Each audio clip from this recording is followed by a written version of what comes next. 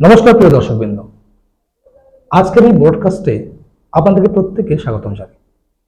এক স্বপ্নের শুরু পরিবারে আজ একজন বিশেষ অতিথি আপনাদের সামনে এসেছেন, যিনি কোনো সামান্য ব্যক্তিত্ব নন, লোক শিল্পী জগতের এক উজ্জ্বলতম নক্ষত্র, যিনি কাঁধে করে বইনে চলেছেন এই লোকসঙ্গীতের অনেক ভূমিকা, যিনি পেরিয়ে এসেছেন অনেক সময় এই পথে, এবং এই সব ব্যক্তিত্বর জীবন আমরা তুলে ধরি। তার কারণ উনিও স্বপ্ন দেখেছিলেন একটা স্বপ্নে পৌঁছানোর জন্য। সেই একটি স্বপ্নের শুরু কিভাবে ওনার, এবং এখনো পর্যন্ত কিভাবে বই নিয়ে চলেছেন সেই গল্প শুনব, এবং এই এত বড় জার্নিটা কিভাবে কত দুঃখে কষ্টে অথবা কত মজায় কাটিয়েছেন সব গল্প আজকে শুনব। তো ওনার মতো একজন সুন্দর ব্যক্তিত্বকে আমরা পেয়ে আজকে ধন্য। তাই আজকে স্বাগতম জানাচ্ছি সত্যনারায়ণ মাইতি মহাশয়। নমস্কার। নমস্কার। সত্যনারায়ণ বাবু, আপনি আমার চেয়ে অনেক বয়সে বড় এবং সম্মানে অনেক বড়, তো আপনাকে আজকে পেয়ে আমরা খুবই খুশি হয়েছি। আপনি বলুন, আমাদের এখানে এসে আপনার কেমন লাগছে? আমি এখানে এসে খুবই আনন্দিত যে এমন একটি চ্যানেলের নামকরণ হয়েছে, আমার খুবই ভালো লেগেছে। এই স্বপ্নের শুরু, এই নামকরণটা খুবই ভালো লেগেছে। তো তাই আমি আমার জীবনের যে স্বপ্ন দেখা শুরু হয়েছিল বা শেষ পর্যন্ত তার পরিণতি কি হলো, সবই আমি তো মাননীয় দর্শকবৃন্দ যিনারা এই স্বপ্নের শুরু চ্যানেলখানি দেখছেন, তো সবাইকে আমি আমার আন্তরিকভাবে প্রীতি শুভেচ্ছা ভালোবাসা জানাই ও যথাযোগ্য স্থানে সম্মান জানাচ্ছি। আপনারা শুনতে থাকুন আমার জীবনের কিছু মুহূর্ত, কিছু ঘটনা, যদি আপনাদের কারো স্বপ্ন পূরণের কিছুটা কাজে লাগে। তো সকলেরই শৈশব জীবনটা আমাদের খুব ইন্টারেস্টিং। দেখুন, যে কোনো বিখ্যাত মানুষের আমরা শৈশব কিন্তু খুব ভালো লাগে। তো আপনার শৈশবটাও কেমন কেটেছে একটু যদি আমাদের সঙ্গে শেয়ার করেন। দেখো প্রসেন, প্রথমেই বলি তুমি আমার খুব স্নেহের, তাই তোমাকে তুমি করে বলছি, কিছু মনে করো না। কারণ তুমি তুমি বললে আমার খুব ভালো লাগে, আর আপনি বললে একটু যেন খুব দূরে দূরে মনে হয় আর কি। একদম একদম। তো তাই আমি তুমি বলছি। হ্যাঁ, দেখো, প্রত্যেকের স্বপ্ন পূরণের ক্ষেত্রে অনেক ঘাত প্রতিঘাত থাকে, তো আমারও জীবনে ছিল। তো আমার শৈশবকালটা কেটেছে খুব কষ্টের, কারণ পরিবারে অনেক অভাব অভিযোগ ছিল আর কি, মানে অর্থনৈতিক অনেক ঘাটতি ছিল।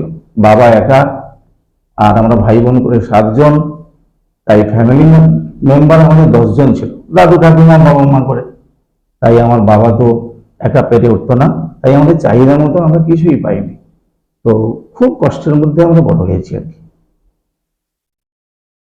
সেই কষ্ট কি আপনার সঙ্গীতের অনুপ্রেরণা জাগিয়েছে বলে এখন মনে করেন? হ্যাঁ, নিশ্চয়ই একটা প্রবাদ বাক্য আছে, বয়োজ্যেষ্ঠরাও বলতেন যে কষ্ট করলে কেষ্ট লাভ। কেষ্ট লাভ হয়, এটা তো খুব সবাই প্রত্যেকে শুনেছেন যে কষ্টের নাম কেষ্ট, সেটাই হয়তো উনি পেয়েছেন। আচ্ছা, আপনার শৈশবের থেকেই কি লোকগীতির প্রতি এত আগ্রহ, না কোনো বয়সকালে এসে আপনার এই লোকগীতির প্রতি আগ্রহ জন্মালো? দেখো, গানটা তো আমার রক্তের সঙ্গে মিশে আছে, কারণ আমার বাবা অসাধারণ কণ্ঠ ছিল। তো ছোটবেলায় তিনি তখনকার দিনে ওই যে কি বলে বালক সঙ্গীত যাত্রা, এই বালক সঙ্গীত যাত্রায় আমার বাবা ওই পাথুরে গোপাল বলে আর কি, তো বাবার কাছ থেকে শুনেছি, প্রতিবেশী দাদু ঠাকুমার কাছ থেকে শুনেছি, আমার বাবা খুব অসাধারণ গান গাইতেন সুরে। এবং আমরা আমার গান হওয়ার পর থেকেও দেখছি যে বাবা যখন আমাদেরকে ঘুম পাড়াতো গান গেয়ে আর কি, তো সেই সময় বাবার অসাধারণ কণ্ঠ পেয়েছি আর কি। তো ছোটবেলা থেকে অনেক স্বপ্ন ছিল, অনেক স্বাদ ছিল যে আমি গান গাইবো আর কি, আমার গানের দিকে খুব ঝুঁকি ছিল, কিন্তু এই অর্থাভাবের জন্য সুযোগ পাইনি আর কি। সে সময় আমার গান শিক্ষাও হয় না, কারণ আমাদের গ্রামগঞ্জে কোনো মাস্টারমশাই গানেরও ছিল না, আর যে কারণের জন্য হারমোনিয়ামও নেই অর্থাভাবে, যে কারণে আমার গান শেখাটা ছোটবেলায় সেরকম হয় না আর কি।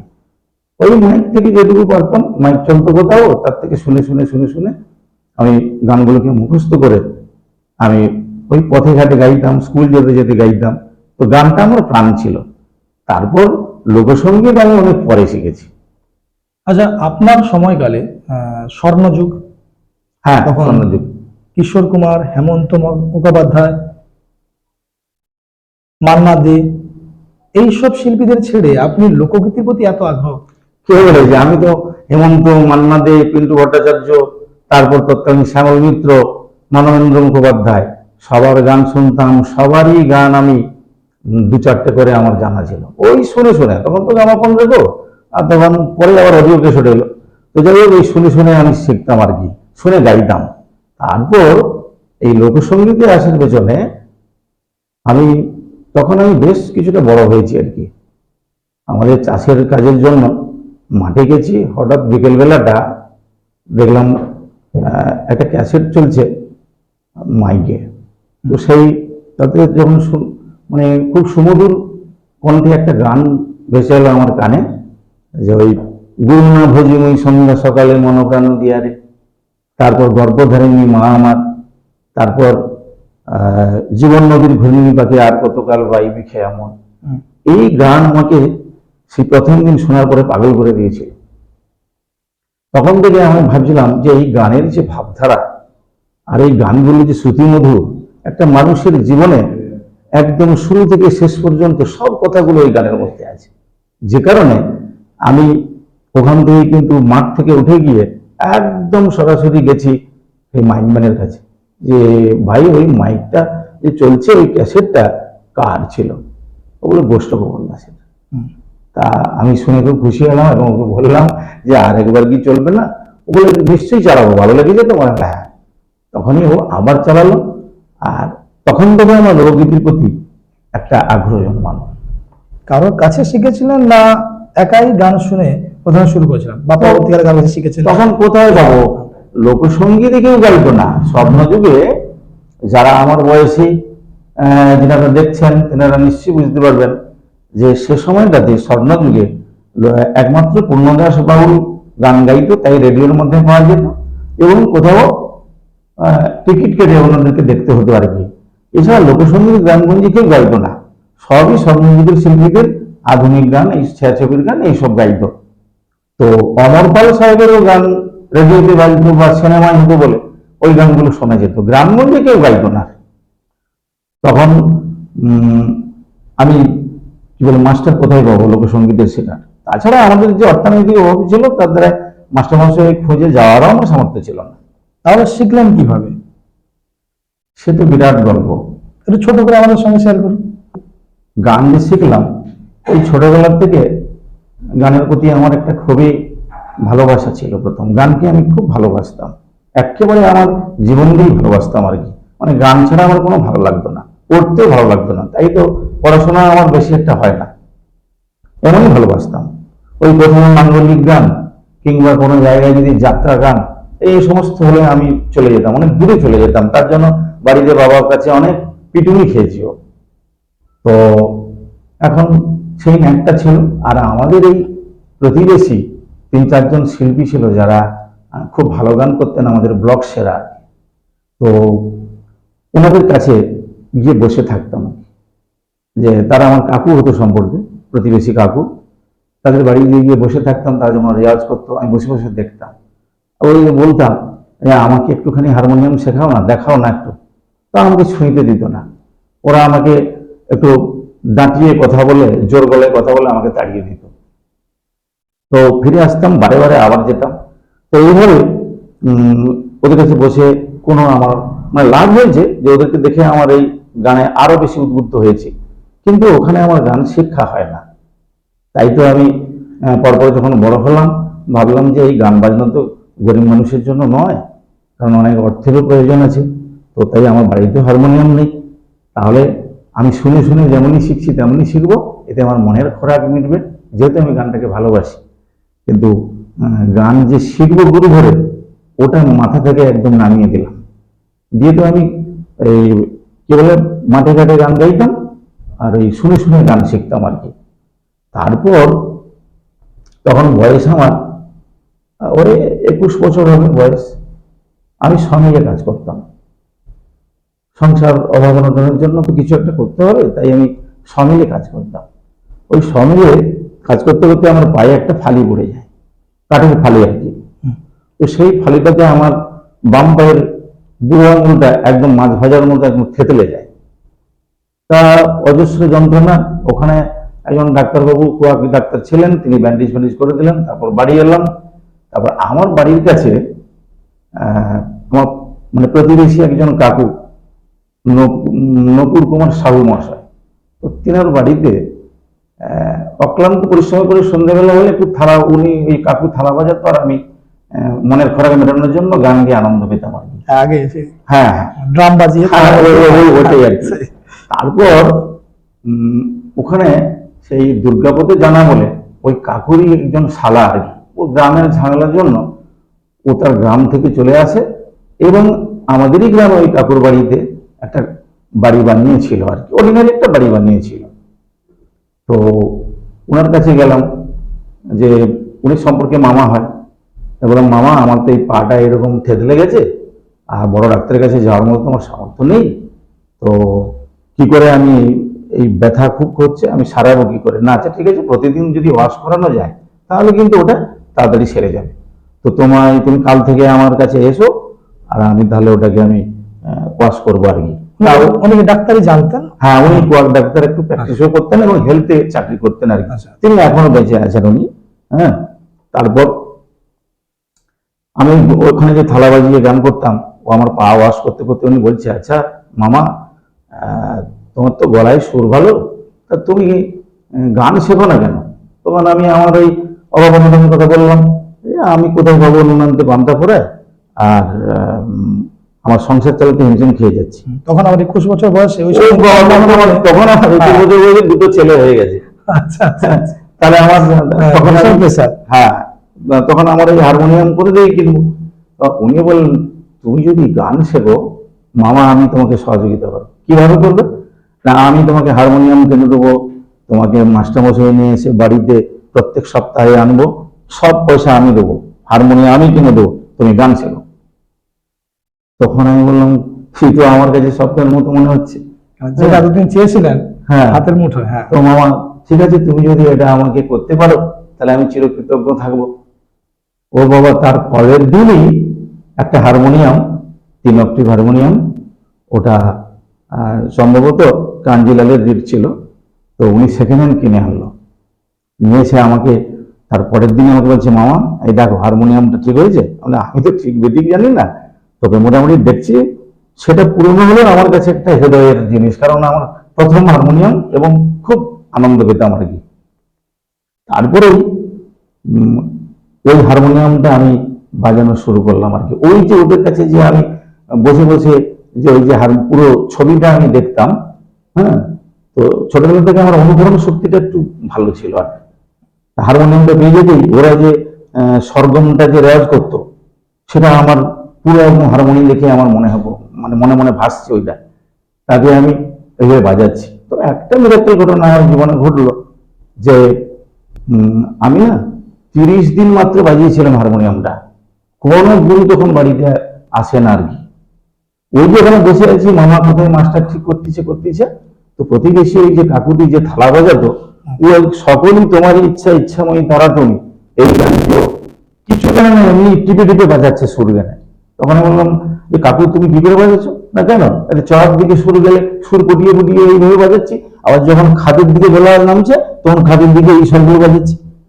তখন আমাদের কিভাবে বুঝে গেলো জানি না, আমাকে দাও আমি একবার বাজাই।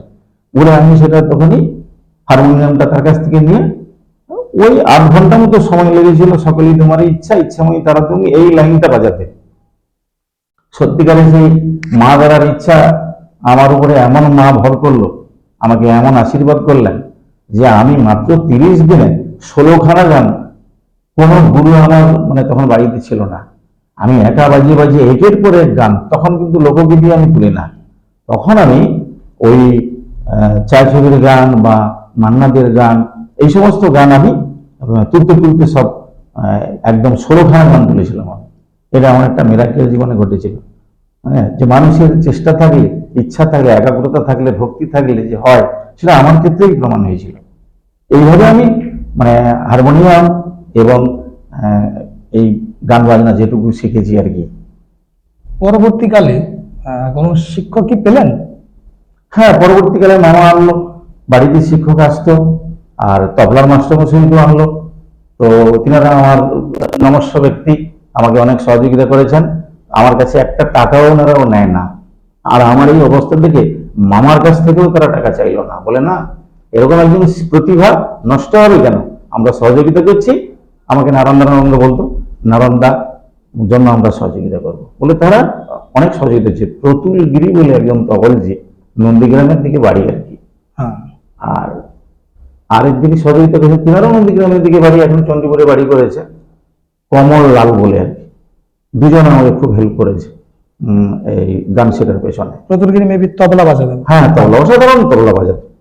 তো শুরুতে এই ভালো ভালো মানুষের চরণধুলি পেয়েছিলাম বলেই হয়তো আজকে 5 জন মানুষ আমার গান শুনে খুশি হয়।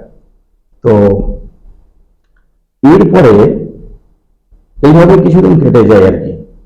তারপরে এই লোকগান আমি ওই গোষ্ঠগোপাল দাসের ক্যাসেট শুনে তারপর আমার লোকগান তোলার একটা ঝুঁকি জাগলো। সেও আমি মাইকে শুনে শুনে শুনে শুনে প্রায় 20খানা গান শিখে ফেললাম। কিন্তু তখনও পর্যন্ত আমি কিন্তু কোনো স্টেজ প্রোগ্রাম পাই না, কেউ আমাকে স্টেজে তোলে না। হ্যাঁ, অনেক পরে স্টেজে উঠেছি, সে ঘটনাও অনেক অনেক গল্প, অনেক বিরাট ঘটনা আমার জীবনে ঘটেছিল। তো আমি এইভাবে আমি গুরুও পেয়েছি, আর পরবর্তীকালে আরো বড় গুরু পেয়েছিলাম। হ্যাঁ, সে আস্তে আস্তে করে বলবো, শুনতে থাকুন, আস্তে আস্তে করে বলবো। তো আপনি বললেন যে আপনার 21 বছর বয়সে তখন 2টি সন্তান।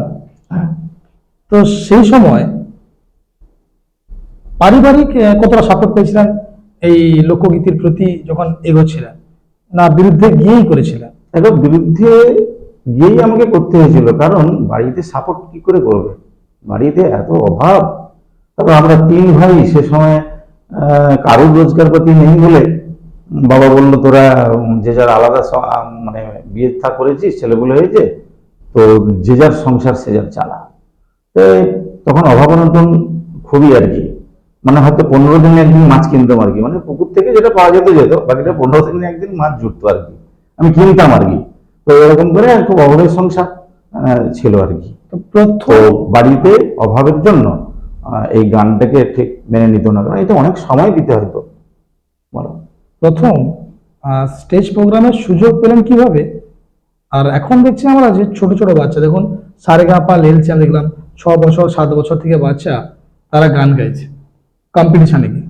তো আপনার স্টেজ প্রোগ্রামে কিভাবে চান্স হলো এবং কত বছর বয়সে সেটা শুরু করলেন, যদি একটু শেয়ার করেন? তখন আমার বয়স ওই 22 হবে। 22 বছর বয়সে? 22 বছর বয়স হবে। তো আমাদের কাণ্ডপ্রসাদে রাধাকৃষ্ণজির রথযাত্রা হয়, খুবই বড় মেলা, অনেক নাম ওই মেলার, এখনো মেলা চলে। প্রত্যেক বৎসরই দোল উৎসবে আমাদের এই মহামিলন উৎসবটি হয়। তাতে ওই যে একটু আগে আমি বললাম যে দুর্গাপদ জানাবাবু, যিনি আমার প্রতিবেশী মামা বললাম, যিনার সহযোগিতায় আমি এই সঙ্গীত জগতে আমার নতুন জন্ম হয়েছে, তো সেই দুর্গাপদ জানাবাবুই আমাকে ওই দোল উৎসবের সময় বলছে, মামা এইভাবে তো তুমি গান করো, তো এভাবে তো তোমার প্রসারণ হবে না, তোমাকে স্টেজ প্রোগ্রাম করতে হবে। আমি বললাম, মামা স্টেজ প্রোগ্রাম আমাকে কে দেবে, আমি একজন মাঠে ঘাটে খেটে খাওয়া মানুষ। তো তখন আমি মাঠেও কাজ করি এবং সমিলেও কাজ করি, কাঠের কাজ। তো আমাকে শিল্পী বলে কে মানবে, কে আমাকে স্টেজ দেবে? বলে কোনো চিন্তা করতে হবে না মামা, তুমি কালকে রেডি থাকো, আমাদের এই মেলাতে এই ব্লকের সমস্ত সেরা সেরা শিল্পীদের নিয়ে একটা বিচিত্র অনুষ্ঠান হচ্ছে, ওই অনুষ্ঠানে প্রথমের দিকে তোমাকে তুলব, তুমি 2টো গান গাইবে, তাহলেই তো হবে। আমি কথাটা মন্দ না, তবে দেখো চেষ্টা করে কমিটিকে, মানে তখন কমিটির একেবারে যিনি শীর্ষস্থানে ছিলেন উনি অনির্নল, তিনি হচ্ছেন অশ্বিনী কুমার দাস মহোদয়। ওনার সঙ্গে আলোচনা করো, বলে সব আলোচনা আমার করা আছে, তুমি কালকে সকাল সকাল, অর্থাৎ সকাল সকাল বলতে মানে অনুষ্ঠান শুরুর সময় থেকে মানে একেবারে 6টার দিকে তুমি চলে যাবে সন্ধ্যেবেলা। এখন শুরুতেই জানা যাচ্ছে প্রথম হ্যাঁ, আপনাকে তুমি গিয়ে ওখানে থাকবে, আর তুমি গেলেই তোমাকে দেখতে পাবো আমি, আর তোমাকে প্রথমে তুলে দেবো, কি একজন শিল্পী পরে তুলবো।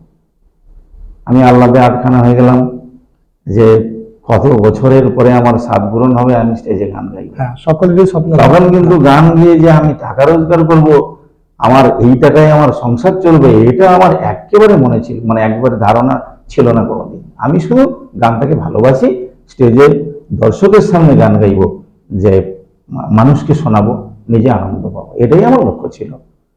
তারপর কখন সকাল হবে, সকাল হলো, তারপর ভাবছি কখন সূর্যটা ডুববে, সন্ধ্যা হবে। হ্যাঁ, আচুকাচু খাচ্ছি আর কি। তারপর যেমনি সন্ধ্যা হয়েছে, তো তখন জামা প্যান্ট পরে ফেলছি। তখন আমার গিন্নি বলছে, কি ব্যাপার আজকে জামা প্যান্ট পরে ফেলছো? তো জামা প্যান্ট বলতে বলি, আমার তো সেই একটাই জামা প্যান্ট, যেটা বাজারে যেতাম ওই জামা প্যান্ট, শ্বশুর বাড়ি গেলে ওই জামা প্যান্ট, কারণ তখন তো আর পোশাকি বলে কিছু ছিল না আর কি। তা ওইটা পরে বাবা মা এবং আমাদের এই মেলার সময় আমার 3জন পিসিমা, আমার উপরে একজন দিদি আছে, আমাদের মানে আমার 3 ভাইয়ের উপরে, সবাই মানে ঘর ভর্তি কুটুম আর কি। তো বয়োজ্যেষ্ঠদের একদম একধার থেকে প্রণাম করতেছি, বলে কি ব্যাপার আজকে তুমি প্রণাম করছো কেন? আজকে আমি স্টেজে গান গাইবো। ও বেটা গান গাইবি? হ্যাঁ ঠিক আছে, দেখা যাবে, আমরাও যাচ্ছি। এই বলে তো তারাও আনন্দিত, আমিও আনন্দিত, সন্ধ্যা থেকে এসে বসে আছি। তারপর যথা টাইমে সমস্ত শিল্পীরা উপস্থিত হলেন এবং অনুষ্ঠান শুরু হলো। কিন্তু দুর্গা মামাকে সেখানে দেখতে পাচ্ছি না, ও কোথায় চলে গেছে। আমি বসে আছি, 2জন শিল্পী গান করলো। তারপর আমি বললাম, যিনি অ্যাঙ্কারিং ছিলেন, সেও আমাদের ওই কমিটির মধ্যে একজন কাকু, বললো কাকু আমাকে প্রথম তুলবে বলেছিল, তা আমি তো এসে বসে আছি, আমাকে একটু সুযোগ দাও, আমি তো নতুন লোক। তখন বলে, তুই কি করবি স্টেজে, গান গাইবি? তোর সাহস তো কম না, এত বড় একটা মেলা হচ্ছে আর তুই গান গাইবি?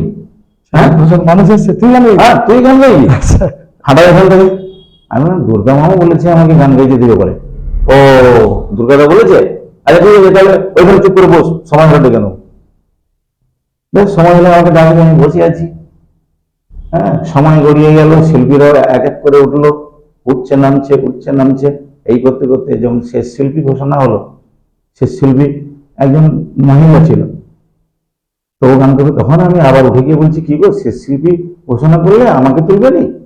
আমি তো বসে আছি। তুই গান করবি আর লোকে শুনবে? এই মেলায়, এত বড় মেলায় তুই গান করতে হবে না, ভালো করে গান শিখ, তারপর গান গাইবি, গান করবে বলে ওই শিল্পী গান করলো। আর যথারীতি অনুষ্ঠান শেষ হয়ে গেল, ওর পরে সমাপ্তি ঘোষণা হলো। শিল্পীরা এক এক করে নেমে আমাদের ওই মেলা কমিটির একটা কি বলে খাবারের দোকানে ওরা গিয়ে, ওদের খাওয়ার ব্যবস্থা ওখানে ছিল, ওরা খাচ্ছে পরোটা তরকারি। আর আমার চোখ দিয়ে জল গড়িয়ে পড়ছে, আর আমি ভাবছি যে এত বড় লজ্জা, আমার তো বয়স হয়েছে তখন যথেষ্ট, আর একধার থেকে ভারী আত্মীয় স্বজনদের প্রণাম করে এলাম, আমি আজকে গান করব, আর এই লজ্জায় মুখটা দেখাবো কি করে ওদের সামনে। এই বলে আমি খুবই দুঃখে আমি মেলার দিকে গিয়ে একটা ঘুগনির দোকানে, ওই কাছাকাছি আর কি, ওরা যেখানে খাচ্ছে ওর পাশের দোকানটাতে একটা সামনে বেঞ্চ ছিল, ওটাতে বসে আছি। তারপর হঠাৎ করে আমার সামনে একটা দেবদূতের মতো হাজির হয়ে গেল সেই দুর্গা মামা। দুর্গাবাবু জানাবাবু বলছে, সঙ্গে সঙ্গে এসে গেল, বলছে, আরে মামা তুমি গান গেয়েছো? কটা গান গেয়েছো?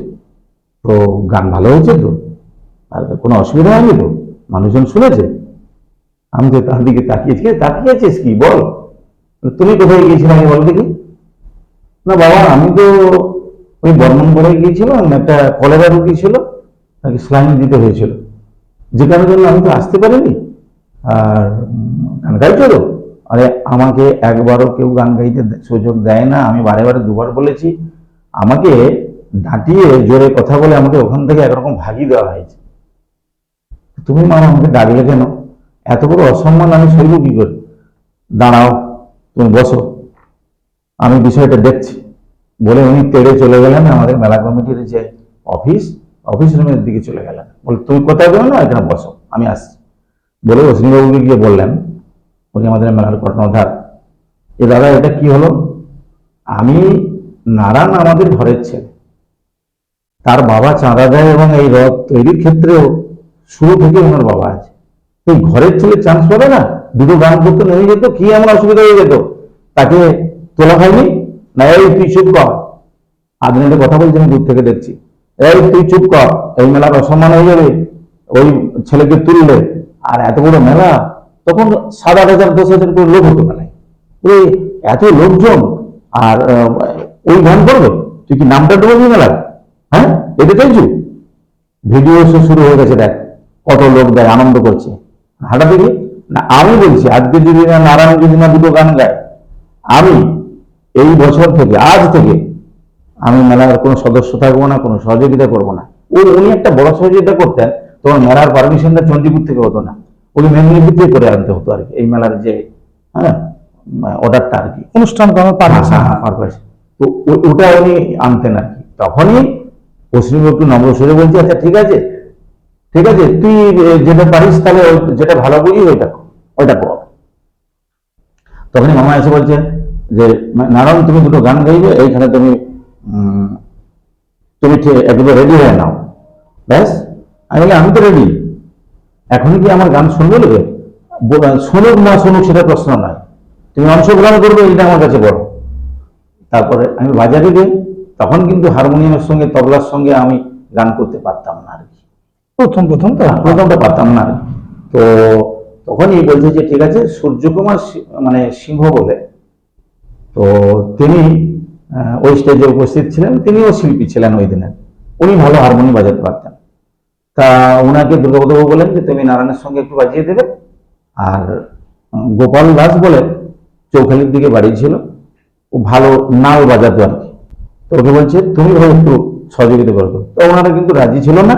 তো মামা বললো যে আরে তোমার বাজারে অসুবিধা কি, তোমাদেরকে আমি উদ্যম থেকে তোমাকে দেবো আর কি, বলে দিচ্ছে মাথাটা নেড়ে দেওয়ার সঙ্গে সঙ্গে দাদা যা বলছি কোনো অসুবিধা নেই, ঠিক আছে।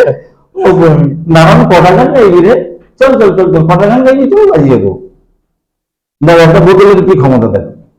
তারপর ওনারা সবাই গেলেন, ভিডিও তো সামনে চলছে, মানুষজন ভিডিওর দিকে করে ভিডিও দেখছে, আর এদিকে হঠাৎ করে স্টেজে আলো ছিল না, আলো জ্বলে উঠলো, দুটো যন্ত্র উঠলো, নাল এবং হারমোনিয়াম। তারপর তো আমার ভয়ও লাগছে, আবার কি বলে লজ্জা সেরকম নেই আমার, কিন্তু বিশেষ করে আমার খুব ভয় লাগছে আর কি। তো আস্তে আস্তে করে উঠে গিয়ে নিচের দিকে মুখ করে কোনো রকম করে বসলাম, আমার দুপাশে দুজন হ্যান্ডস বসছে, আর মাইকম্যানকে বলতে উনি আবার মাইকটাও দিলেন। তো তারপরে আমি গুরুদেবকে স্মরণ করে আমি এই গোষ্ঠ গোপাল দাসের গান গুরু না হুজিমই সন্ধ্যা সকালে, ওই গানটা শুরু করলাম। তো নিচের দিকে তো আমি ভয়ে ভয়ে গাইছি, কাউকে দেখতে পাই না, নিচের দিকে দেখি নাও। হঠাৎ গানটা শেষ হওয়ার পরে দেখলাম যে 5-7 হাজার লোকের করতালি কি কম, হঠাৎ এত করতালি হচ্ছে। সেই করতালিতে আমি সামনের দিকে তাকালাম, যে লোক সব ভিডিওর দিকে নিয়ে আমার দিকে ঘুরে গেছে। একটা মিরাক্কেল আমার জীবনে, কোনো শিল্পীর জীবনে এরকম ঘটেছে কিনা জানি না, যে একটা এইভাবে অনুষ্ঠান বন্ধ হওয়ার পরে ভিডিও, তখন ভিডিও বললেই হাজার হাজার মানুষ সন্ধ্যার থেকে মেলায় উপস্থিত হয়ে যেতেন। সেটা যেনারা দেখছেন অনেকেই জানেন যে ভিডিওর সময় একটা ছিল আর কি। তো তারপর দেখলাম পেছনে একজন হাতে 10 টাকার একটা নোট নিয়ে চোখ মুছতিছে, মানে আমার গান শুনেছে কাঁদতিছে, যে আরে আমার পাড়ার ছেলে নারায়ণ এই গান করছে। তারপর গুরুর গান গিয়েছি, তা ওনার নাম ছিল সুধাংশু শেখর দাস, মানে মহোদয়, উনি এখন নেই, পরলোক গমন করছেন অনেকদিন আগে। উনি আমার প্রথম স্টেজে পুরস্কার দাতা আর কি। তারপর প্রত্যেকটা গানের পরে 2 টাকা, 1 টাকা, 5 টাকা, 10 টাকা এইভাবে প্রাইজ চলছে। তখনকার দিনে 5 টাকা, 2 টাকা, 1 টাকা মানে বিরাট ব্যাপার, যাই তো প্রাইজ চলছে। আমি একের পর এক মানুষের যে সেই উল্লাস, তো আমাকে ধরে অনেকে আমার বন্ধু বান্ধবরা গালে চুম খাচ্ছে, আর কেউ হ্যান্ডসাপ করছে, জড়িয়ে ধরছে, এরকম করতেছে। আর তারপরে আমি ওই যে প্রাইজের টাকাগুলো হয়েছিল, আমি গুনে দেখলাম যে 187 টাকা আর কি। এটা আমার জীবনের প্রথম পুরস্কার, প্রথম স্টেজের আর কি। তারপর তো ভিডিও হচ্ছে, হ্যাঁ, এইভাবে আমার প্রথম স্টেজ আর কি। কতগুলো গান গেয়েছিলেন সেই দিন, ওই দিন? ওই 16খানা গান গেয়েছিলাম। মানে যেই ষোলোটা শিখেছিলেন ওই 16 গানটা চালিয়ে দিয়েছেন নাকি? হ্যাঁ, সবগুলো গান একের পর এক মানুষ শুনতে চাইছে, শোনাচ্ছি আর কি।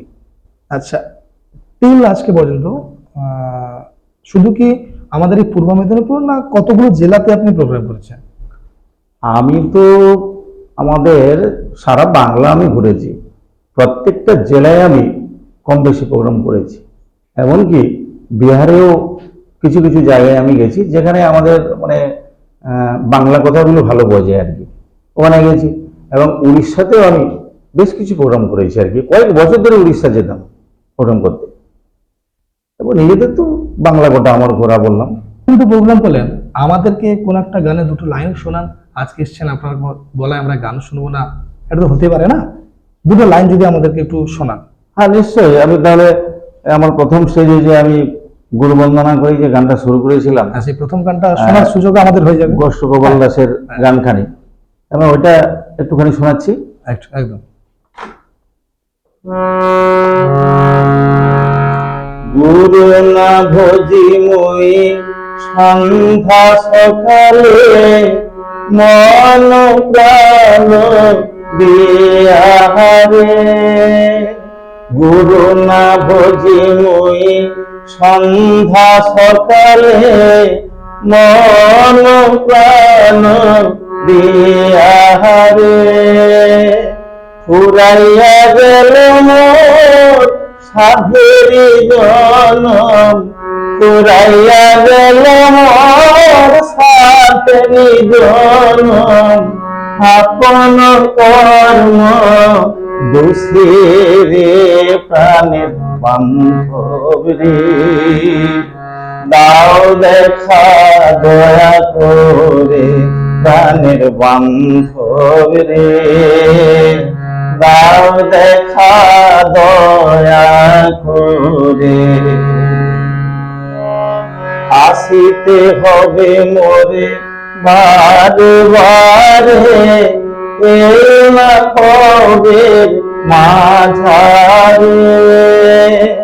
আসিতে হবে মোরে বারে বারে, এই না কবে মাঝারে।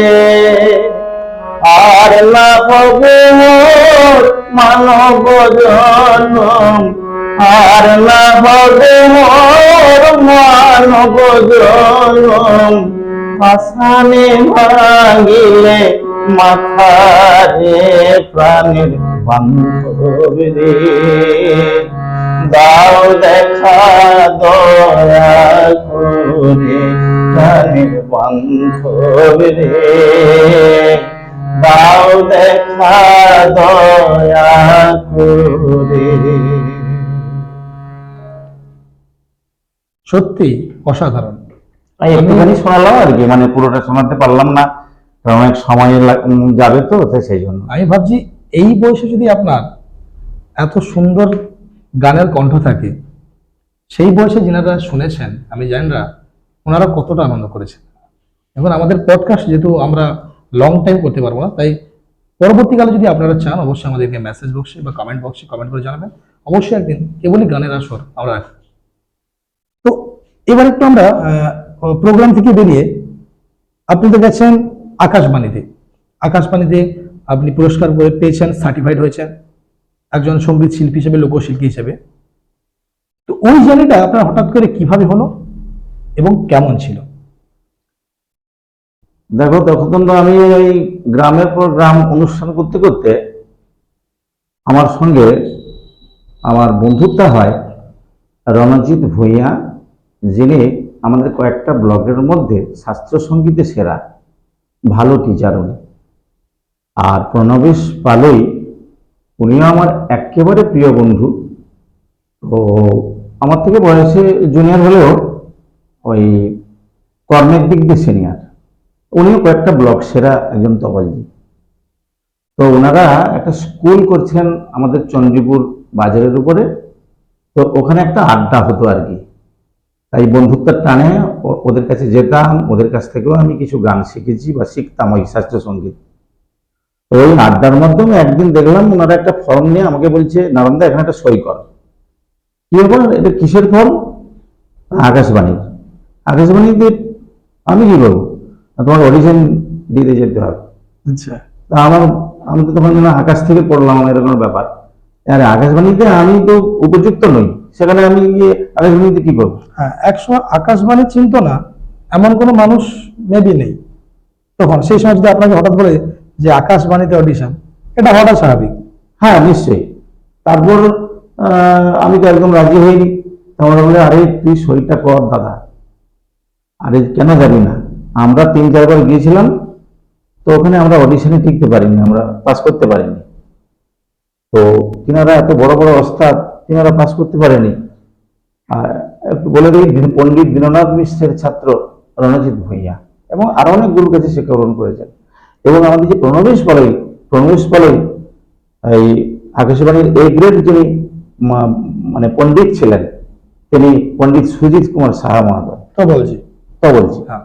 তাহলে ওনার সুযোগ্য ছাত্র প্রণবেশ পালন। তো তিনারা সেখানে পাস করতে পারে না, আর আমার মতো চুনোপুটি সেখানে গিয়ে আমি কি করবো?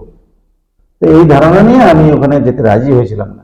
তা ওরা আমাকে বললো, আরে দাদা যাও, আকাশবাণীটা তো ঘুরে দেখে এসো। আকাশবাণীটা তুমি একজন শিল্পী, রেডিও শুনে গান শিখেছো, কোথায় মাইক শুনে, গ্রামাফোন রেকর্ড শুনে গান শিখেছো। তা সেগুলো তো সব ওখানে আছে, কিভাবে পরিবেশন হয়, কিভাবে কি ব্যাপারটা, আকাশবাণীর বিষয়টা, সেটা তো তুমি দেখবে। কম কিসের? না পাস করতে পারবে তবে কি আছে, অংশগ্রহণ করো। তা আমি তখন একটাই জিনিস ভাবলাম যে ঠিক আছে, আকাশবাণীটা একবার দেখে আসবো আর কি। এটা আমি মনে মনে ভেবে তারপর ওটাকে সই করলাম। এবং ওটা 2010 সালে অডিশনের জন্য ওই ফর্মটা সই করে জমা দেওয়া হয়েছিল। আমি দেইনি, ওরা দুজনেই গিয়ে দিয়ে এসছে, তখন অনলাইন ব্যবস্থা ছিল না আর কি। তারপর 2 বছর পরে আমার কাছে অডিশনের জন্য একটা অর্ডার আসে। 2 বছর কল আছে আর কি, 2 বছর পরে একটা কল আচ্ছা, আছে। আচ্ছা। তারপর আমি তো ভয় খেয়ে গেছি, ওখানে গিয়ে কি করবো না করবো। যাই হোক, ওই রঞ্জিত ভূঁইয়ার সুযোগ্য একজন ছাত্র, তার নাম বিশু গায়েন, শাস্ত্র সঙ্গীতে সেও খুব ভালো, অসাধারণ শিখেছে, রণজিতের ছাত্র।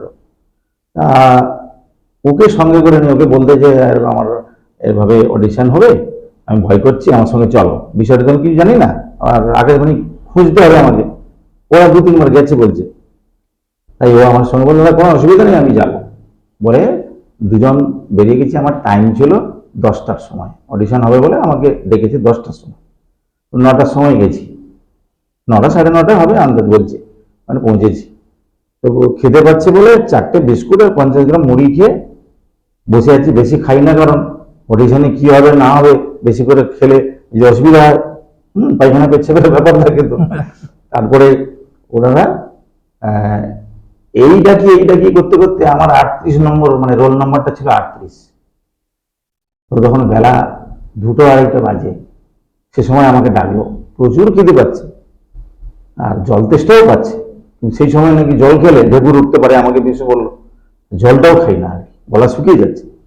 তারপরে আমাকে ডাকতে আমি চলে গেলাম। গিয়ে সেই যখন ওই অডিশন হলের মধ্যে ঢুকে যাই, দেখলাম দুজন পণ্ডিত বসে আছে, একজন দোতারা আর একজন তবলা। দুজন বসে আছে, আর কাউকে দেখতে পাচ্ছি না। তারপর সামনে একটা এরকম ধরনের একটা স্ট্যান্ড একটা বসে আছে। তো ওটা যে তখনকার দিনের যে ওটা যে মাইক্রোফোন, আমি জানতাম না আর কি। হ্যাঁ, তো যাই হোক, একটু ফুটো ফুটো আছে আর কি, আর কিচ্ছু নেই, মাথাটা একটু বড় এরকম ধরনের। তারপরে আমাকে বলছে, আপনার রোল নাম্বার কত? আমি বলি 38। এখানে বসে পড়ো। আমি বসলাম। সঙ্গে সঙ্গে ছোট একটা বক্স আছে সামনে, ওটা থেকে তখন কে বলছে আমি দেখতে পাই না। তো ওই বক্সে হচ্ছে যে আপনার রোল নাম্বার কত। আমি এরকম ঘুরে ঘুরে দেখছি, কোথা থেকে কে বলছে দেখতে পাচ্ছি না। ওরা ইঙ্গিতে বলছে, আপনি বলুন রোল নাম্বারটা, ইঙ্গিতে বলছে। তখন আমি বললাম যে 38। আপনি অডিশন কিসের উপরে দেবেন? লোকসঙ্গীতের উপরে। লোকসঙ্গীত কি গান করবেন? আমি বলি, আমি লালন ফকিরের গান গিয়ে শোনাবো। আপনি কোন সার্ভে গান করবেন? আমি বলি, সি সার্ভ। তোমার মধ্যে শুরু করুন। তারপর তো আমি শুরু করবো। বাইরে জায়গা খেয়ে যাচ্ছি, হিসাব তো বলে দিলাম, হারমোনিয়াম তো কোথায়, হারমোনিয়াম দিচ্ছে না, হারমোনিয়াম দেবে না। তখন আমাকে গুরুকে স্মরণ করে আমি ওই একটি গান ধরলাম, লালন ফকিরের গান। হ্যাঁ, সেই অসাধারণ একটি গান হরিনামের উপরে আছে, সেই গানটি শুরু করলাম। তো সেই গানটি মনের আনন্দে দুটো হ্যান্ডস বাজালো, আর একেবারে শিশাব্দেই হয়ে গেছে। তারপর ওনারা ফুল গান শুনলো, শোনার পরে তারপর আমাকে বললেন, গানটা শেষ করলাম, তখন বললেন যে আপনি লোকসঙ্গীত আর কি গান জানেন? তখন আমি বললাম যে আমি ভাই ভাই জানি, একটু করুন। সেটা দুলাইন করলাম। তারপরে আর কি জানেন? তা আমি ভাদু গান জানি, তা ভাদু করুন, ভাদু দুলাইন করলাম। ওই সব দুলাইন করে একটা ফুল গান শুনেছেন, নাহলে 5খানা গান আমার কাছে শুনেছিল। তো শোনার পরে বলছে আপনার অডিশনের কাছে আসতে পারেন। আমি বেরিয়ে আসতে পিছু বলছি, আর দাদা এত দেরি হলো কেন, কি ব্যাপার? আমি বলে এই ব্যাপার। না তাহলে দাদা তোমার কপাল ভালো, তোমার হয়ে গেছে, বাড়ি চলো। কেন? না ওই এত প্রশ্ন করেছে বলে তোমাকে ভালো লেগেছে বলে প্রশ্ন করেছে।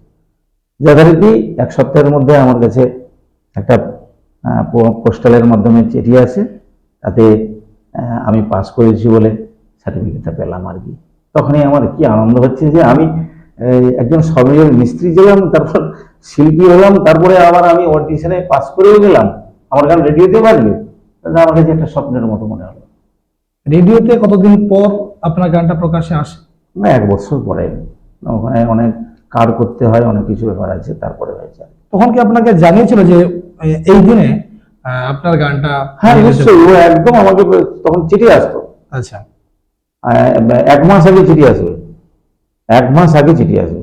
তারপর যে ব্রডকাস্টটা হবে, যেটা রেডিওর মাধ্যমে, সেটারও ওই একই চিঠির মধ্যে লেখা থাকবে কবে রেকর্ডিং হবে, কবে ব্রডকাস্ট হবে। তবে ওখানে আমি যে সময় যাই তার আগে লাইভ হতো, এখন আর লাইভ সব প্রোগ্রাম হয় না আর কি।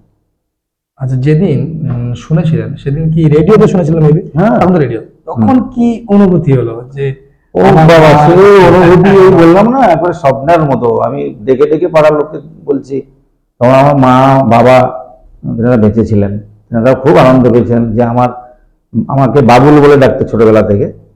তো আমার বাবুলের গান হবে, তো এই যে একটা ব্যাপার, বাবুলের গান হচ্ছে।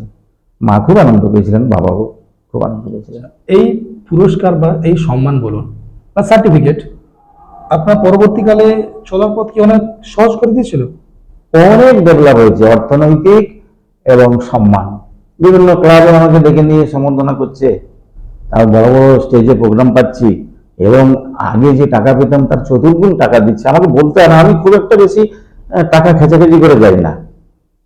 হ্যাঁ, আমি সন্তুষ্ট মানে মানুষকে সন্তুষ্ট করতে চাই, গান পয়সাটা তো সব নয়। এটা আমার প্রথম থেকেই মানসিকতা এটাই। আর এই লোকগীতির কোন শিল্পী আপনার সবচেয়ে বেশি প্রিয়, এবং ওই শিল্পীর কোন গানটা আপনি সবচেয়ে বেশিবার গেয়েছেন, এমন কিছু মনে আছে? দেখো, লোকসঙ্গীত সব গানই, মানে তখনও স্বর্ণযুগে অনেক লোকসঙ্গীত শিল্পী ছিলেন, যিনি বললাম অল ফেমাস শিল্পী অমর পাল, নির্মলেন্দু চট্টোপাধ্যায়, তারপর অংশুমান রায়, পরবর্তীকালে গোষ্ঠগোপাল দাস বা এনারা যারা এসেছেন, পরীক্ষিতওয়ালা, সনজিৎ মন্ডল, অসাধারণ গান ওনাদের। তো সবই গান গায়, ওনাদেরও গান খুবই ভালো আর কি। তো এবারে এত গানের মধ্যে যে সব থেকে যে আমার প্রিয় গান কোনটি, এরকম বলা দুষ্কর। তবে আমার ভালো লাগে গাইতে সব গান, তার মধ্যে একটা ভালো লাগে, আমি মায়ের গান গাইতে খুব ভালোবাসি আর কি। পৃথিবীতে মা ছাড়া তো আর পৃথিবীতে কিছু এত বড় জিনিস নেই। বাবা এবং মা, তো বাবা মা দুজনের মধ্যে আর বিচার করলে মা সব থেকে বড় আর কি। এটা অনেক গুরুর কাছ থেকে শুনেছি, এবং আমি বাস্তব জীবনে আমি বিচার করে দেখেছি যে মায়ের মতো আর শ্রেষ্ঠ কিছু নেই আর কি। মানে আপনাদের সময়, মানে আমরা যখন ছোট ছিলাম তখন মাইকে লোকসঙ্গীত শোনা যেত। বর্তমানে মাইকে লোকসঙ্গীত শোনাটা খুব একটা বেশি শোনা যাবে বলে আমার মনে হয় না, এবং যারা দেখছেন আপনারা মেবি একমত হবেন। তো এর কারণটা যদি বলেন যে লোকসঙ্গীতের প্রতি মানুষের দিনে দিনে পিছিয়ে যাচ্ছে কেন? দেখো, লোকসঙ্গীত যেমন আছে তেমনি ঠিকই আছে, মানুষজন শুধু লোকসঙ্গীত থেকে সরে যাচ্ছে, এই তো। হ্যাঁ, এর কারণ হচ্ছে, এর জন্য দায়ী শিল্পীরা। কারণ শিল্পীকে অনেক কষ্ট করে গানগুলোকে শিখতে হয়, চর্চা করতে হয়। আমি শুধু টাকা পাবো বলে স্টেজে যাব, হ্যাঁ, ধেই ধেই করে নাচবো আর দুটো গান গেয়ে চলে আসবো, আর মাতালগুলো হাততালি দেবে, আর কেউ থাকবে না সেখানে স্টেজের সামনে, এমনই গান না শেখাই ভালো। ভালো করে যদি কেউ গান শিখে গানের প্রতি হৃদয় দিয়ে, প্রথমে বললাম গানকে খুব ভালোবাসতে হবে, ভালোবেসে যদি হৃদয় দিয়ে যদি সেই গানের ভাবধারাকে মানুষের কাছে উপস্থাপনা করা যায় সুরে ছন্দে তালের মাধ্যমে, নিশ্চয়ই মানুষ শুনবে, কেন শুনবে না? তো এই জন্য লোকগীতিটা থেকে মানুষ সরে যাচ্ছে। আচ্ছা, আরেকটা তোমাকে তার দৃষ্টান্তমূলক প্রমাণ দিই। এই যে বড় বড় যে অর্কেস্ট্রা হয় আমাদের আজকালকার দিনে, 1 লাখ টাকা, 2 লাখ টাকা, 5 লাখ টাকা নিচে আসে, দেখবে ওখানে অনেক লোকসঙ্গীত হয়। যারা পপ সিঙ্গার তারা উঠে গিয়ে একসঙ্গে 10টা লোকসঙ্গীত হয়তো 2 লাইন 4 লাইন করে করে। তা মানুষ যদি লোকসঙ্গীত গ্রহণ করবে না, দূরে যাবে, তাহলে ওদের গান নেবে কেন? ওদের গান নিচে কি করে না? ওদের যে যে হ্যান্ড স্টাফ তারা ওকে, এবং যারা গান করছে শিল্পীরা, তারা রীতিমতো গান চর্চা করে, তারা শেখে, তারা সুরে ছন্দে গায় বলেই মানুষের কানে আরাম পায়। আর মানুষের কানে আরাম যখনই পাবে, মানুষ আনন্দে হৃদয়ে নাচবে, মানুষও নাচবে। তো সেটা তো আজকাল মানুষ কোথায় পাচ্ছে? এই লোকসঙ্গীত শিল্পীদের মধ্যে পাচ্ছে কি? পাচ্ছে না। আবার অর্কেস্ট্রারেও সব শিল্পী শিখে যায় না, তাদের গানও মানুষ শোনে না। হ্যাঁ, সে তো অবশ্যই। হ্যাঁ, সবাই। তাহলে শেষ কথা হলো যে শিখতে হবে, এবং ভক্তি করে যে কাজ শেখাবেন না কেন, তার ভক্তি করতে হবে, ভক্তি করে সেই কাজ গান শিখতে হবে, যে কোনো কাজে ধ্যান দিতে হবে।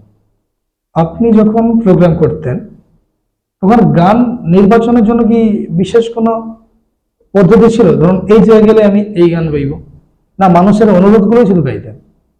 দেখো, তখন তো মানুষের, আমি তো প্রথম গানটা আমার চয়েসে গাইতাম, কিন্তু আমার শুরুর দিকটাই বলছি, এর জন্য স্টেজ প্রোগ্রাম আমি একের পর এক করতে থাকি। মানুষ তারপর থেকে সব অনুরোধ করত, কিন্তু আমি বেশিরভাগটা আমার নিজের চয়েসের উপরে গাইতাম, সেগুলো মানুষ কিন্তু পাগলের মতো শুনত।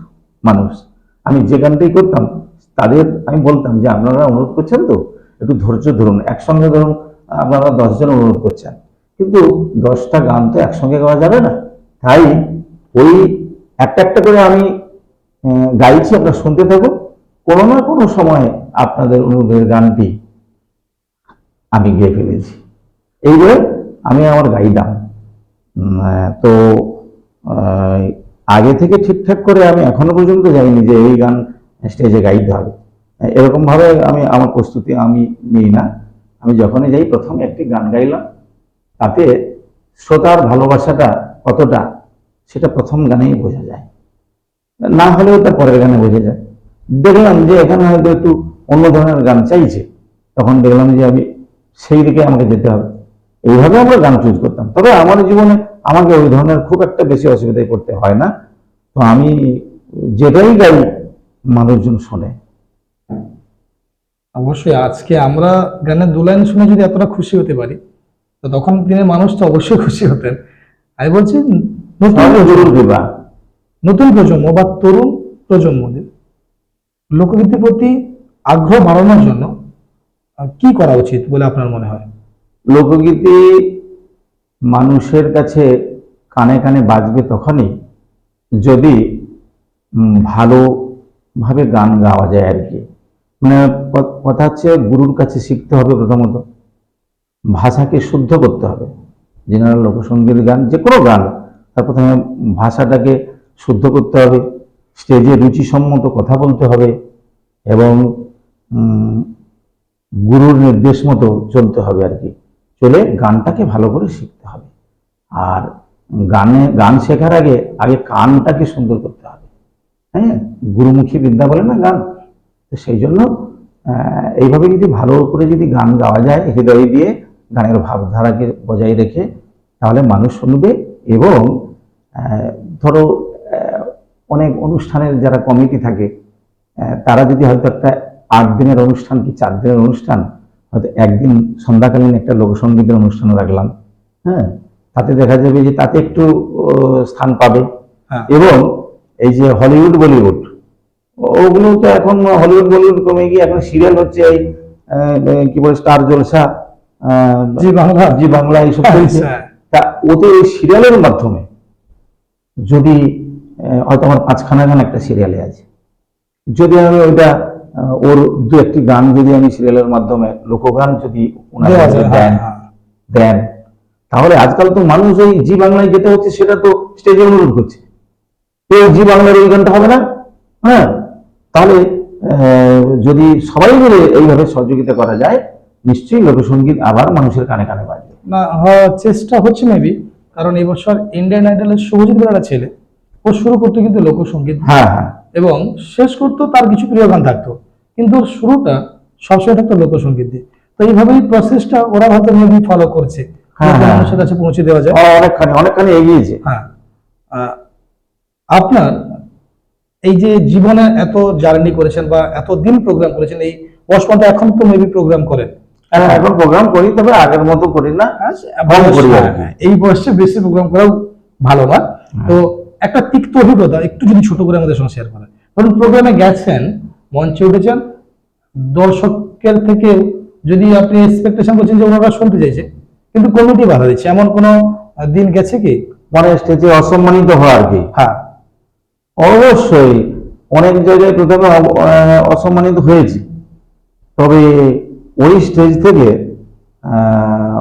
তখনই আবার সম্মান নিয়ে ফিরেছি। একবারে অসম্মানিত হয়ে কোনোদিন বাড়ি ফিরি না, এটা আমি বলতেছি। তো কিরকম একটা ঘটনা বলি। তো প্রথমে একটা বললাম, যেমন আমি আমার জীবনে প্রথম স্টেজ, এটা একটা বিরাট ঘটনা, না ওটা বিরাট অসম্মান। হ্যাঁ, সেখান থেকে আমি মিরাক্কেল ভাবে বেরিয়ে গেলাম। হ্যাঁ। আমি আমি আমার কোনো ক্ষমতা ছিল না, ঈশ্বর আমাকে সবই করেছেন। তো আমি একবার কেশপুরে অনুষ্ঠান করতে গিয়েছিলাম। কেশপুর মানে এই ঘটনাগুলো যেখানে ঘটে, এই ধরনের ওই গুরুত্বপূর্ণ মুহূর্তগুলো মৃত্যুর আগের দিন পর্যন্ত মনে থাকে, হ্যাঁ, এগুলো স্মৃতিতে গেঁথে যায়। স্মৃতিতে গেঁথে যায় আর কি। মানে প্রত্যেকটা গান কিভাবে গাঁথা উচিত আর কি।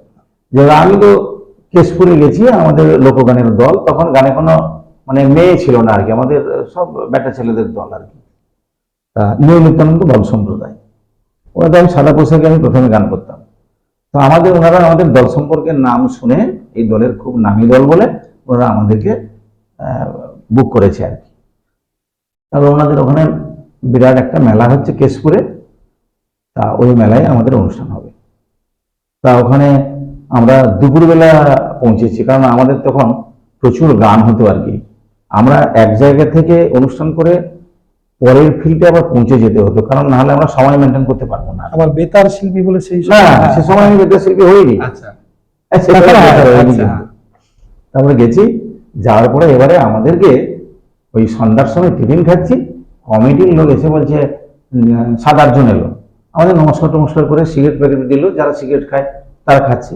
তো আমি যাই আগে খাই না, এ পর্যন্ত খাই না। তো আমি বসছি, আমাদের দল মালিককে বলছে যে আপনাদের প্রোগ্রামটা কি ধরনের আপনারা করেন সেটা আমাদের একটু বলুন, কারণ এখানে আমাদের অনেক দিনের ঐতিহ্য, এই মেলা বিরাট মান সম্মান জড়িয়ে আছে, আপনাদের নাম শুনে এনেছি, তা আপনারা প্রোগ্রামটা কি ধরনের শুরু করবেন। তখন আমাদের মালিক বললেন যে আমাদের সত্যনারায়ণ দাদা আছে আমাদের, আপনারা জানেন নিশ্চয়ই, সাদা পোশাকে গান করেন। কি বললেন? সাদা পোশাক? সাদা পোশাকে কোনো গান স্টেজে হবে না। আমি বসেছি, মুড়ি খাচ্ছিলাম, আমি মানে মুড়ি চিবানো বন্ধ করে দিয়ে আমি দেখতেছি কি বলতেছি, সাদা পোশাকে কোনো চলবে না। তো মালিক বলছে, ভাবছে যে যদি উনি ভাবতেছেন যে যদি নারায়ণদা যদি ফ্লপ, তাহলে বাকি অনুষ্ঠানটা আমার চলবে কি করে। তা উনি তাকে বোঝানোর চেষ্টা করলেন যে দেখুন, আপনারা ওই শিল্পীর গান আপনাদের বেশি শুনতে হবে না, উনি 2টো গান করবেন, 3টে গান করবেন, তারপর উনি নেমে যাবেন, তারপর আমাদের বাউল উঠবে।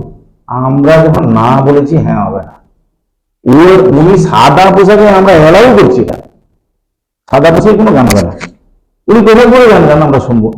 তো এইভাবে রংধস হতে হতে তখন আমি নিজের থেকে বললাম যে ওনারা বলছে সাদা পোশাকে কে গান করে না, এই যে বসে আছে। তখন আমি ভীষণ তো লজ্জা লাগছে, আমাদের চলবে নি। আমি হাতটা জোড়ো করে বলছি, দাদা ভাই ব্যাপারটা হচ্ছে আপনারা যখন চান না তো হবে না, ঠিক আছে, তো আমাদের একটা সিরিয়াল আছে, তো এইভাবে আমরা প্রোগ্রামটা করি, আপনারা যখন না বলছেন হবে না, একখানা গান কি সুযোগ দেওয়া যাবে না, একখানা গান। আর কারণ আমারও তো বউ বাচ্চা আছে, তো আমিও তো পেটের জন্য আসি, সংসারের জন্য আসি। আমি না গান করলে মালিক তো তাহলে আজকে যদি আমি না অনুষ্ঠান করি, মালিক তো আমাকে এমনি টাকা দেবে না। সেই জন্য বলছিলাম একটি গান। আর রোজ রোজ অনুষ্ঠান করতেছি তো, আমি একটু আজকে ঘুমাবো, খুব আনন্দ পাবো, জমিয়ে ঘুমাবো। তখন একজন বয়স্ক মানুষ ছিল, বলছে এই চুপ করো সবাই, আচ্ছা বাবু আপনি দুটো গান করবেন না একটা গান? তারা বলে না একটি। তাই ভালো, একটি গান করবেন, আমি বলছি করবেন বলাতে ব্যাস। তারপর আমি তো পোশাকটা পরে মালিককে বলছি তাহলে ঠিক আছে, আমি তো আজকে ঘুমাবো, আর আমার শিল্পী বন্ধুদের একটু ঠাট্টা পাঁচকামি করলাম যে আজকে তোদের একদম শেষ করে দেবে আজকে। কোথায় আসছি জানেন? কেশপুর। তারপর বলে অনুষ্ঠানে উঠে গিয়ে আমি তো মোটামুটি সবাইকে এই শ্রদ্ধা জানানোর সময় উপস্থিত দর্শক মণ্ডলী, আপনাদের চরণে আমি যথাযোগ্য স্থানে আমার ভক্তিপূর্ণ প্রণাম জানিয়ে আমি একটি কথা বলতেছি অনুষ্ঠান শুরুর আগে, যে দেখুন আমাকে এখানে সাদা পোশাকে এই গান গাওয়ার জন্য আমি ক্ষমা চেয়ে নিচ্ছি। তো তবে একটু বলে দিই, আমার এই জামাটা দেখছেন তো, এটা তিলক মাটি যে সেবন করে না, তিলক, তো সেরকম ছিল, ওটাকে সাদা পোশাক বলতো আর। তো এই কালারটা নিশ্চিত তিলক মাটির মতো। আর আমার পা প্যান্টটা যেটা পরা আছে এটা সাদা, দেখছেন তো? তো আমাকে এই সাদা পোশাকে এখানে গান গাওয়ার কমিটি অনুমতি দেয়নি, এখন পাবলিককে বলতেছি। তো আমি একটি গান গাইবো, চলে যাব। কারণ আমার ওই একই কথা বললাম যে আমার তো সংসার আছে, তো অনেক অনুনয় বিনয় করে আমি আজকের এই একটি গান গাইছি আপনাদের সামনে, আমার ক্ষমা করবেন কিন্তু বলে আমি সরজিৎ মন্ডলের একটি গান শত জনমের কথা সাধনে শুরু করেছি। ওই গানটি শত জনমের বলে টানটা যা দিয়েছি, মানুষের উচ্ছ্বাস আর করতালি, প্রায় 7,000 লোক তো করতালি দিল। তখন সবাই, কেউ আবার এরকম সিসি মারছে, বলছে চলবে চলবে চলবে, এই গানই চলবে বলে এরকম বলছে সবাই পাবলিক। আমি তো একখানা গান গিয়ে টুক করে আমি নেমে চলে আসি, কারণ আমি তো অসম্মান বোধ করেছি। আমাকে প্রধানে অসম্মান করলো, তো আমাকে তুলবে না মানে অসম্মান করছে। তারপর তো সেই কমিটি সবাই পিছনে চলে গেছে, গিয়ে বলছে আমাদের ভুল হয়েছে দাদা, বড় বস্ত্র বলে আমরা আপনার কাছে ক্ষমা চেয়েছি, আর আপনি নেমে যাবেন না, আপনার ইচ্ছা খুশি আপনি গান করে যান, আপনারই গান শুনুন। তো সেখানে আমি 1.5 ঘন্টা অনুষ্ঠান করেছিলাম, টাকার মালা প্রয়োজন মালা সব পেয়েছিলাম। তো এটা আমার নিজের কথা নিজে বাড়িয়ে বলছি না, যেটা ঘটেছে বলছি আর কি। তাহলে আমাকে প্রথমে গান গাইতে দিবে না, পরে ওনারা শুনলেন, সবই গুরুর কৃপা। ধরুন কোনো প্রোগ্রামে গান গাইছেন, গান গাইতে গাইতে হঠাৎ করে স্টেজে আপনার গানের ভাষা ভুলে গেছে, অবশ্যই তো হয়েছে, আশা করি এটা প্রতিটা মেবি হয়, অনেকবার হয়েছে। তো কিভাবে ওই জায়গাটাকে মেকআপ করেছেন? দেখো, ওই ম্যানেজটা লোকসঙ্গীতের ক্ষেত্রে খুব সহজ হয় আর কি, কারণ লোকসঙ্গীত একটা ভাব এবং ভক্তিমূলক গান, তো দেহতত্ত্ব গান, আধ্যাত্মিক গান।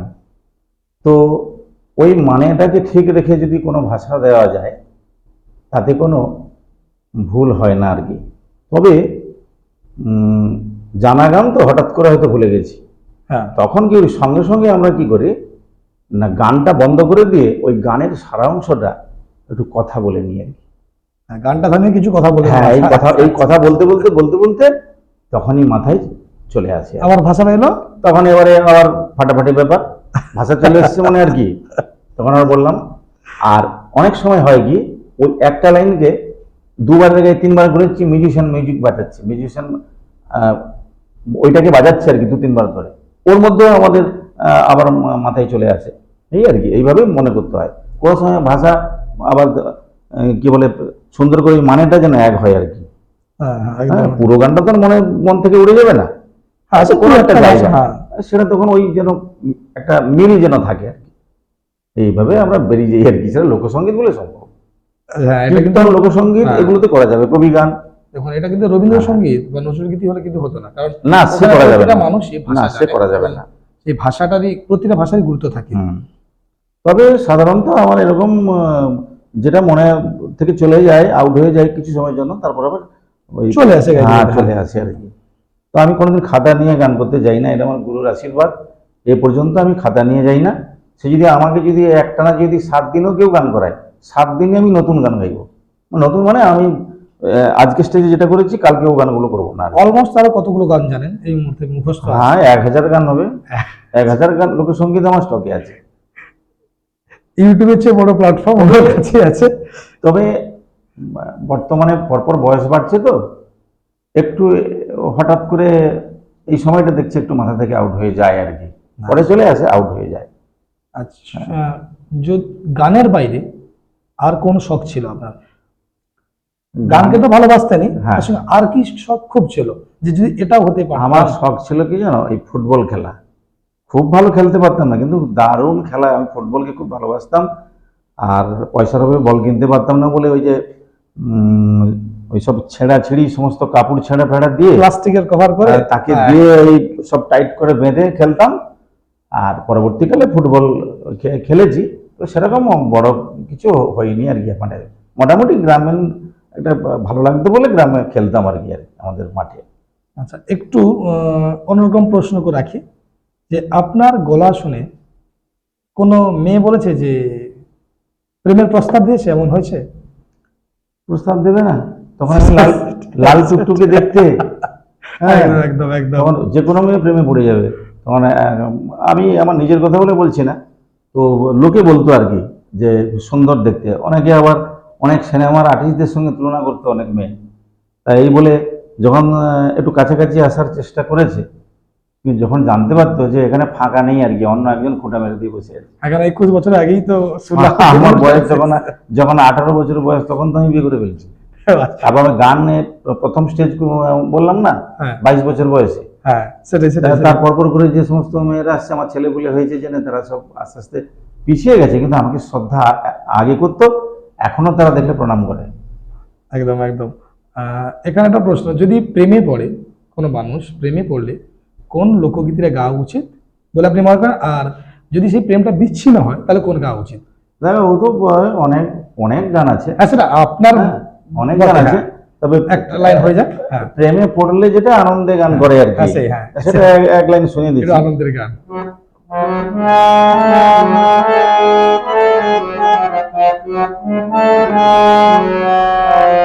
ও তোর নাকে দেব না ছাবি, আর কানে দেব দুল, সুন্দরী তুই রাখিস আমার, সুন্দরী তুই রাখিস আমার জাতি মান কুল, সুন্দরী তুই রাখিস আমার জাতি মান কুল, তোর নাকে দেব না ছাবি, আর কানে দেব দুল, সুন্দরী তুই রাখিস আমার, সুন্দরী তুই রাখিস আমার জাতি মান কুল, সুন্দরী তুই রাখিস আমার জাতি মান কুল।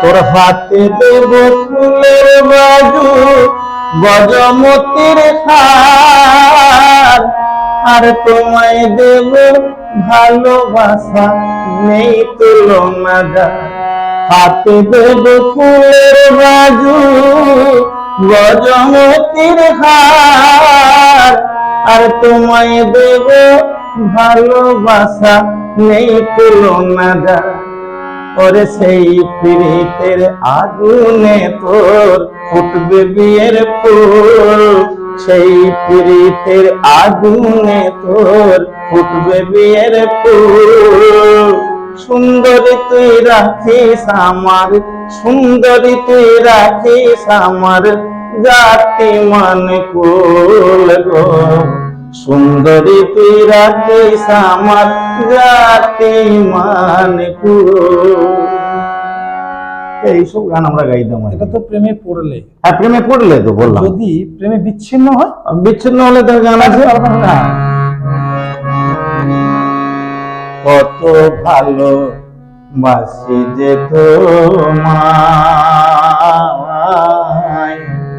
সে কথা তুমি বুঝো না, বুঝো না গো, সে কথা তুমি বুঝো না। কি করে বোঝাই তোমাকে, আমি কি করে বোঝাই তোমাকে, আমার মনের বেদনা, কত ভালো বাসি যে তোমায়, সে কথা তুমি বোঝো না, বুঝো না গো, সে কথা তুমি বোঝো না। এরকম অনেক গান আছে, অনেক গান আছে। দেখুন, এভাবেই যদি আমরা সারা রাত শুরু করি তো আমাদের পডকাস্ট কিন্তু শেষ হবে না। সেক্ষেত্রে এই ধরনের কথাবার্তা চলতে থাকবে। যদি সত্যনারায়ণ বাবুদের আপনার কোনো প্রশ্ন থাকে, অবশ্যই ওনার ফোন নাম্বার বা ওনাদের কন্ট্যাক্ট করার জন্য আমাদের ডেসক্রিপশনে ডিটেলস দেওয়া থাকবে, আপনারা যোগাযোগ করে নেবেন এবং আপনাদের মূল্যবান প্রশ্নগুলো কিন্তু অবশ্যই আমাদেরকে করবেন। অবশ্যই আমরা চেষ্টা করবো সেগুলোর উত্তর দেওয়া, এবং আপনাদের এই প্রতিটি উত্তরে অবশ্যই কিছু মজাদারও আমাদের উত্তর থাকবে। সেক্ষেত্রে অবশ্যই একটি স্বপ্নের শুরু কিভাবে হলো শুনলেন, এখনো পর্যন্ত সেই স্বপ্নটাকে দেখাটা এখন চলছে। তো এইভাবেই চ্যানেলটিকে সাবস্ক্রাইব করে রাখুন। পরবর্তীকালে আরও অনেক নিত্য নতুন জিনিস, মানুষের গভীর গল্প, ফিনান্সিয়াল অ্যাডভাইস সব কিছুই পাবেন এখান থেকে। তো একটু আমরা আজকে পডকাস্টটা প্রায় শেষ করতে চলেছি। একটি প্রশ্ন রাখবো যে আজকের এই দিনে আমাদের এখানে এসে আপনার এই জীবন কাহিনী বলার কেমন লাগলো আজকের এই দিনটা? আমার খুবই ভালো লেগেছে, যে আগেই বলেছি এবং শেষেও বলতেছি যে এই স্বপ্নের যে শুরু, এই চ্যানেল নামকরণটা আমার খুব ভালো লেগেছে। আর প্রত্যেক মানুষই স্বপ্ন দেখে ছোটোবেলায়, যে কেউ ডাক্তার হবে, কেউ ইঞ্জিনিয়ার হবে, কেউ খেলোয়াড় হবে। তো তাই এই স্বপ্ন পূরণটা এমনি এমনিতে হয় না, এই অনেক মেহনত করতে হয়। যারা যাদের সব একটা লক্ষ্যে পৌঁছেছে তাদের প্রত্যেকেরই জীবনী আছে, কেউ এমনি এমনি হয়ে যায় না। যাই হোক, তো আমার বলার মধ্যে যদি কিছু ভুল ত্রুটি থাকে তো আপনারা যারা এই স্বপ্নের শুরু চ্যানেলখানি দেখছেন তো আমাকে ক্ষমার চোখে দেখবেন। এই আজকে তাহলে এই বলে তো না, অবশ্যই আজকে এখানেই কিন্তু আমরা পডকাস্টটা শেষ করছি।